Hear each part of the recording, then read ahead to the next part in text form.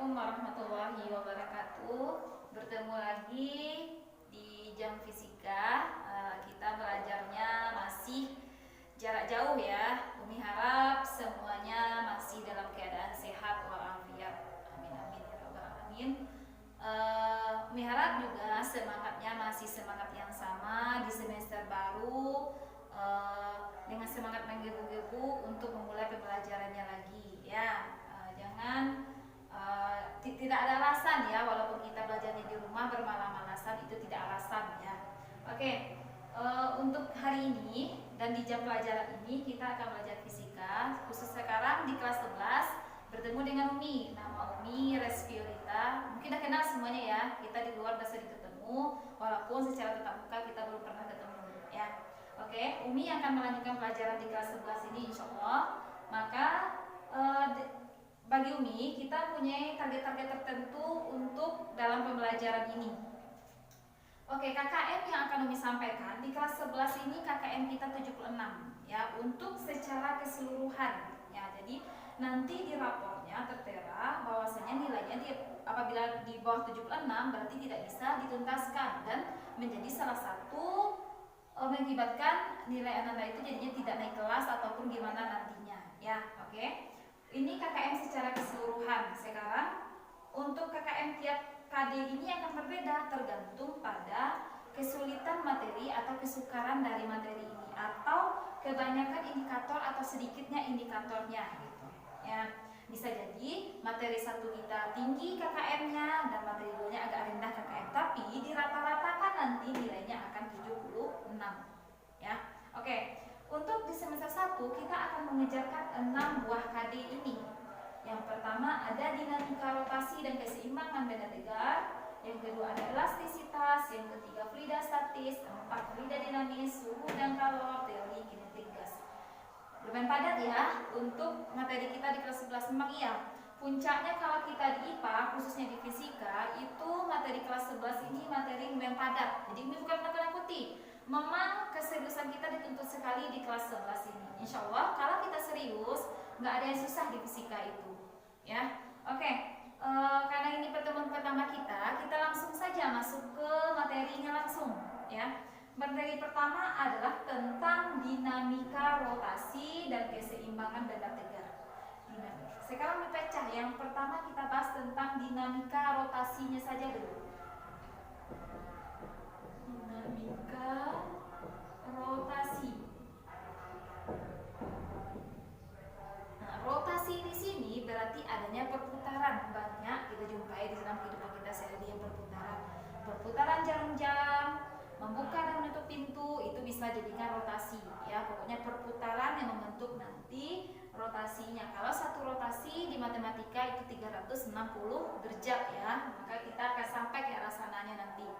Nah, untuk dinamika rotasi ini yang pertama kita kenal dengan momen gaya. Momen gaya ya. Momen gaya ini hal baru ya bagi Anda semuanya. Momen gaya itu kalau kita lamakan, ini lamanya torsi. Seperti ini penulisannya. Atau juga bisa seperti ini, torsi.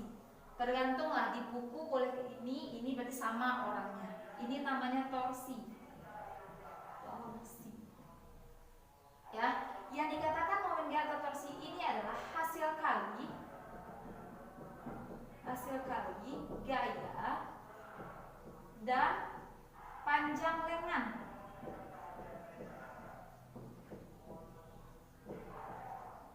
Nah, Umi contohkan. Ini sebuah pusat atau kita contohkan di engsel, di pintu, berarti ini adalah engselnya. Kemudian nanti ini adalah panjang lengannya. Berarti ini R-nya, sedangkan ini adalah gayanya. Kita buka atau kita tutup ya. Maka momen gaya itu torsi sama dengan F kali dengan R. Ini F kali R ya. F ini besaran vektor, R ini panjang lengan. Maka inilah yang dikatakan dengan torsi itu. Oke ya. Apa kira-kira satuannya? Satuannya gaya apa satuannya? Meter. Berarti di sini meter. Gaya satunya adalah Newton. Kalau penyalingan jarak berarti adalah meter. Maka inilah satuan dari torsi tersebut, Newton meter. Ya. Kemudian di sini nanti ia mempunyai arah perputaran. Yang kalau kita misalkan jarum jam tadi ada perputaran kan, ada yang searah jarum jam, ada yang berlawanan. Sekarang kita misalkan ke arahnya. Yang pertama kita ambil searah jarum jam. Ini misalnya engsel, nah seperti ini. Kita lihat ujung yang di sini. Ujung ini tidak mungkin kita putar ke atas. Ya, maka ujung ini akan kita putar ia ke arah ini. Ini menandakan ia searah. Kalau ia searah berarti di sini tandanya positif nanti di penghitungannya. Ya. Kemudian ada yang nanti berlawanan. Berlawanan jarum jam maksudnya ya. Misalkan ini titik, ini penyalingan, ini adalah F-nya, ini F, ini penyalingannya. Kali kita putar, nah ini seperti ini. Kita putar, berarti berlawanan. Berarti ini adalah negatif. Ini perputarannya, ini berlawanan. Kalau ini searah tadi ya. Ini adalah R-nya dan sini adalah F-nya. Paham ya tentang arah? Kita lihat ujungnya, bukan ini ke bawah kita putar, tidak salah. Ya, jadi ini perputarannya. Kalau dia positif searah jarum jam, kalau negatif berlawanan jarum jam. Yang pakai sudut sekarang lagi ya, kalau tadi kita sudah menentukan arah, kapan itu searah jarum jam, kapan ia berlawanan. Sekarang kita cobakan yang adanya dengan sudut ya. Oke, kalau seperti ini berarti kita proyeksikan dulu. Kalau ini adalah hasil di Y-nya. Putus-putus ya. Kalau yang seperti ini adalah hasil di X-nya. Maaf, di Y-nya kita depannya biar lebih jelas, di depannya kita gambarkan. Ini yang di Y-nya. Sedangkan ini yang di X-nya.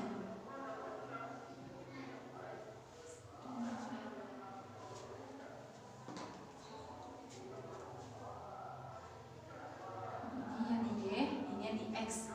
Nah, kalau di Y berarti di depan posisinya kalau diperbesar kan seperti ini jadinya.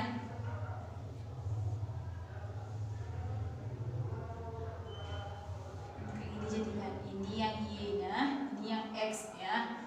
Berarti ini depan, ini samping gitu. Ini depan, ini samping. Ya, kita harus tahu nanti pakai sin atau pakai cos. Kita tahu bahasanya. Oke, menjelaskan itu lagi, mungkin nggak ingat lagi ya. Kalau kita pakai sin theta, sin itu adalah depan miring, depan per miring. Kalau cos theta itu samping per miring,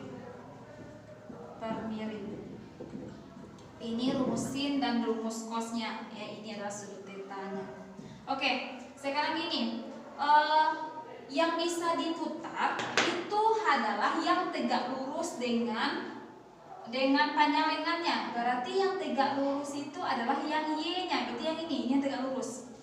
Berarti yang bisa kita putar kalau yang berbentuk sudut seperti ini adalah yang Y-nya. Berarti ini kita putar ke titik ini. Kenapa yang si X ini tidak bisa kita putar? Karena dia berpelurus, ya, tidak tegak lurus. Oke, berarti kalau ini kita putar, berarti jadinya ini arahnya positif karena searah dengan jarum jam. Maka jadi rumus torsi itu adalah F kali R. Nah, ini berarti kita pakai di mana posisi Y-nya ini? Di depan kan? Depan pakai apa kita? Kita pakai sin. Maka jadi sini F R sin theta jadinya. Nah, ini dia jadinya. F kali R kali sin theta. Ini kalau yang pakai sudut. Paham ya? Nah, kemudian kalau kita contohkan nanti yang seperti ini, depannya semua kayak kita contohkan di soal ya, dicontohkan di soalnya. Contoh,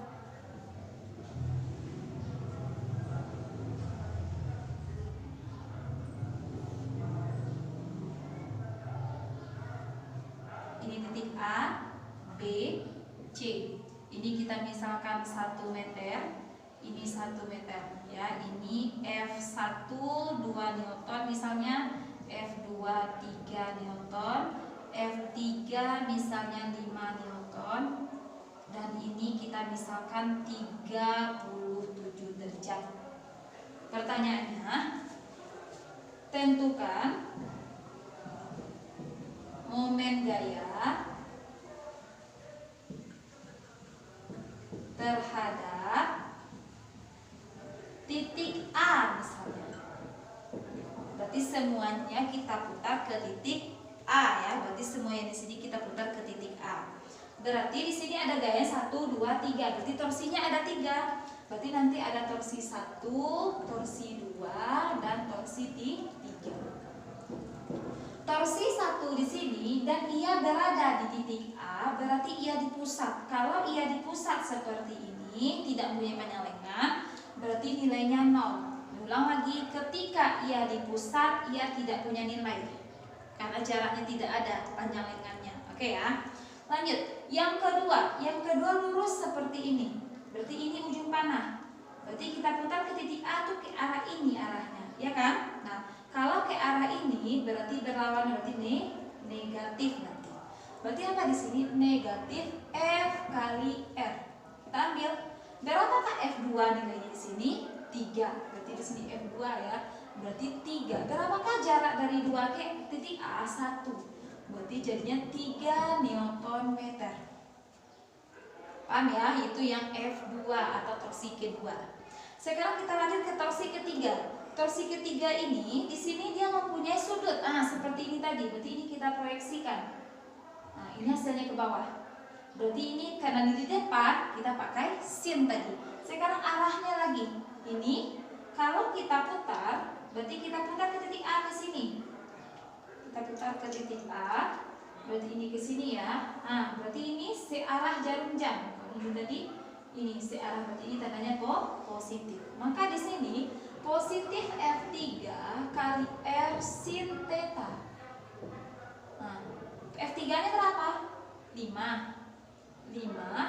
R-nya jadinya oke. R dari C ke A 1 tambah 1. Berarti jadinya 2. Sin 37. Berarti 5 kali 2 kali 3 per 5. Ini habis, hasilnya adalah 6 Newton meter.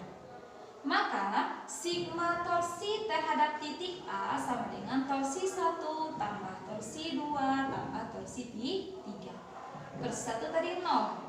Torsi 2 3 tambah ini 3 tadi ya, berarti ini negatif, berarti ini min 3. Berarti di sini min 3 ditambah dengan 6. Maka hasilnya adalah 3 Newton meter. Karena ini positif, berarti dia ada arahnya nanti searah jarum jam. Ini ya, ini yang sigma torsi di A. Nah, paham ya? Jadi tergantung kalau dia di pusatnya sendiri tidak punya nilai. Kemudian tentukan arah, tentukan jarak. Nah, silahkan nanti cari berapakah sigma torsi di B.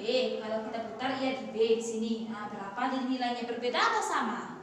Lanjut, berapakah sigma torsi di C? Juga seperti itu. Silahkan putar lagi ke titik C. Oke, biar arahnya sedikit. Kalau di titik B berarti torsi 2 yang 0. Kalau di C berarti titik 3 yang 0 atau torsi 3 yang 0 nilainya nanti. Ya, segitu saja untuk momen gayanya dulu. Harap mengerti dengan semua ini. Nanti habis mengerjakan ini kita mengirimkan latihan berupa di modul ataupun di mananya nanti mengirimkan. Jadi silakan pahami ini dulu. Kalau yang tidak mengerti atau yang kurang mengerti boleh hubungi Umi. Kita bahas ini sampai benar-benar mengerti. Oke ya. Nah, untuk hari ini kita cukupkan. Assalamualaikum warahmatullahi wabarakatuh.